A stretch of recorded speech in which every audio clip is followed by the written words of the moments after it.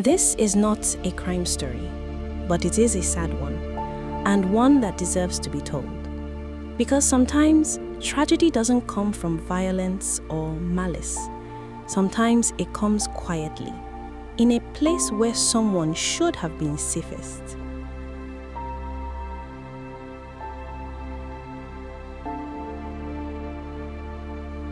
In late January 2026, news began to circulate online about the sudden death of a young Nigerian singer based in Abuja. Her name was Ifunanya Nwagene, known in music circles as Na Music. She was an emerging artist, still building her career, still finding her voice, still full of plans. According to multiple reports, Ifunanya died after being bitten by a snake inside her own apartment in Abuja. Maybe small snake with this.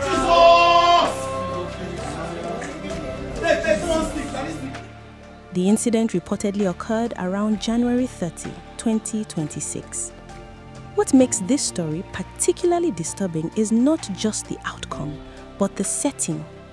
She was at home. Not in a forest, not on a farm, not on a road trip or in the bush. She was inside her residence, the one place where danger is least expected.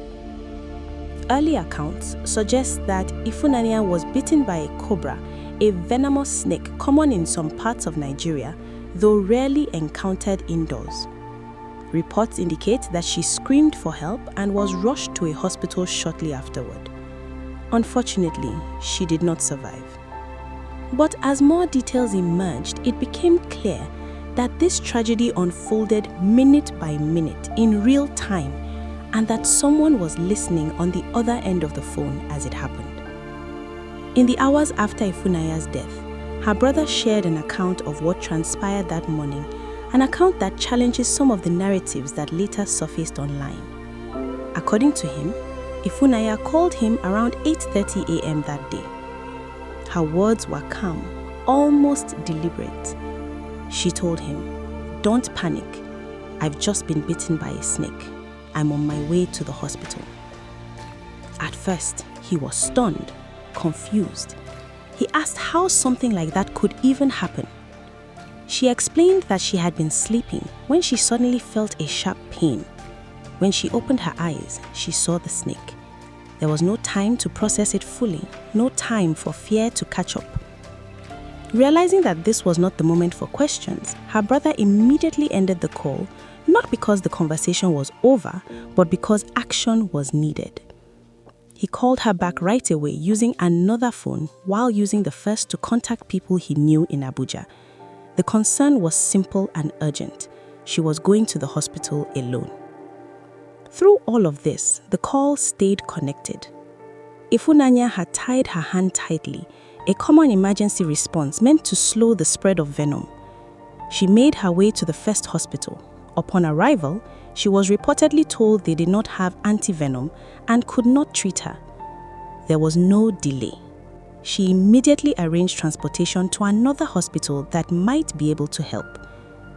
Throughout the journey, her brother remained on the line with her. He says she was speaking clearly, responsive, and fully conscious. This continued close to 10 a.m. When she arrived at the second hospital, she was taken into the emergency department. Medical staff began asking questions. Her brother, still on the call, grew increasingly anxious as he listened. His concern was direct. Do they have antivenom? According to him, Ifunanya relayed that she was told she would be placed on a drip. Around this time, doctors removed the cloth she had used to tie her hand, the same one meant to slow the circulation of venom. She informed her brother immediately. He admits that at that moment, he felt some relief.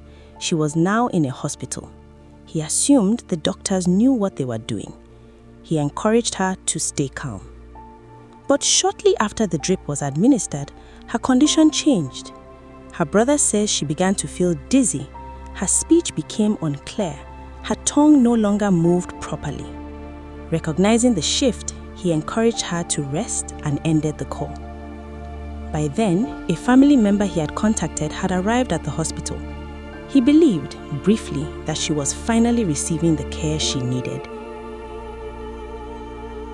Later, after news of her death spread, conflicting statements began to circulate. Claims that she had been beaten much earlier, claims that she arrived late, claims that she was incoherent upon arrival. Her brother disputes this.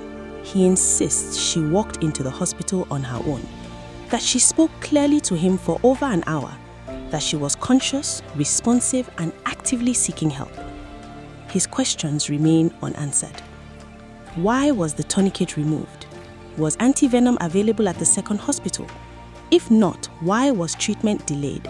And why did official accounts differ so sharply from what he witnessed in real time? These are not accusations, they are questions, painful ones, from someone who stayed on the line while his sister fought to survive. This is where the story becomes heavier. Because beyond the mystery of how the snake entered her home lies a deeper issue: emergency readiness. Snake bites may be rare in urban Nigeria, but when they occur, minutes matter, preparedness matters, clear protocols matter. For Ifunanya, those minutes passed while she was conscious, calling for help, doing everything she could. She was a young woman chasing music, building something for herself, and living her normal life. She didn't wake up that day thinking she needed to watch for snakes in her own home. No one does. And that's what makes this story so painful. Her death sparked conversations online about home safety, about emergency healthcare readiness, and about how fragile life can be when systems fail quietly. Today, Ifunanya Nwagene is remembered not just as a singer, but as a reminder that safety isn't only about crime, a reminder that infrastructure matters, a reminder that emergency preparedness saves lives. This is not a crime story, but it is a tragedy that should not be ignored. And if telling it helps even one person take precautions, ask questions, or push for better systems, then her story still matters.